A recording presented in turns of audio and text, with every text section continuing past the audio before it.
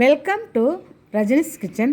இன்றைக்கி நம்ம செய்ய போகிறது வந்துப்பா செஸ்வான் கோபி ரைஸ் செய்ய போகிறோம். அதுக்கு நம்ம பாஸ்மதி ரைஸ் ஊற வச்சுட்டு ஒரு ஆஃப் ஆயிலில் நம்ம வடிக்கணும்ப்பா. அது வடிக்கும் போதே கொஞ்சம் அதில் நம்ம ஆயில் போட்டுடணும். ஆயில் போட்டுட்டு கொஞ்சமாக உப்பு போட்டுட்டோம்னா அதுக்கு தேவையானதை வடித்து பாதி வேக்காடை தான் இருக்கணும். அது வேக வச்சுட்டு நம்ம எடுத்துடணும்ப்பா. நம்ம தேவையானதை கொஞ்சமாக இஞ்சி கட் பண்ணிக்கணும். அதே போல் பூண்டு, பச்சை மிளகாய் எல்லாம் கொஞ்சம் கொஞ்சமாக கட் பண்ணிவிட்டு, வெங்காயம் கொஞ்சமாக கட் பண்ணிட்டு, அதுக்கு வேறு எதுவுமே சோம்பு கிம்பெல்லாம் போட வேண்டியதில்லைப்பா.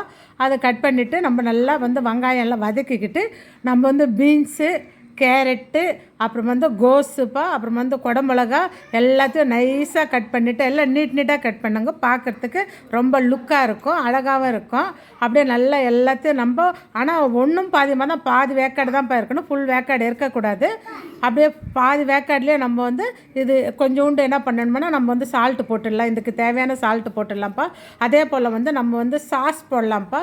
அதுக்கு நான் மிளகாத்தூள் கொஞ்சம் இதெல்லாம் அரைச்சி, உப்பு கொஞ்சம் போட்டு அரைச்சி வச்சுருக்கேன், பச்சை மிளகா எல்லாத்தையும் அதையும் போட்டு நம்ம இதில் போட்டுடலாம். கொஞ்சமாக கரம் மசாலா, மிளகுத்தூள் கொஞ்சோண்டு லைட்டாக போட்டு விட்டுடலாம் ஃப்ரெண்ட்ஸ். அவ்வளோதான் ஃப்ரெண்ட்ஸ். வடித்த சாப்பாடு இதில் போட்டு கொட்டி நல்லா கலரி விட்டுடலாம். இப்போ நம்ம காலிஃப்ளவர்ப்பா. காலிஃப்ளவருக்கு நம்ம 65 மசாலா போடுற மாதிரி எல்லாமே போட்டு நல்லா கலரி ஒரு 10 நிமிஷம் ஊற வச்சுட்டு எண்ணெய் ஊற்றி அதை வறுத்து நம்ம இந்த ஃப்ரைட் ரைஸில் போட்டு எடுக்கிறோம்ப்பா. அது போடும்போது அந்த டேஸ்டியாகவும் காலிஃப்ளவருக்கும் சூப்பராக இருக்கும் ஃப்ரெண்ட்ஸ். இன்றைக்கி சூப்பரான ஃப்ரைட் ரைஸ் ரெடி ஆகிடுச்சு ஃப்ரெண்ட்ஸ். ஹாய், வாங்க நீங்களும் சாப்பிட்லாம். தேங்க்யூ.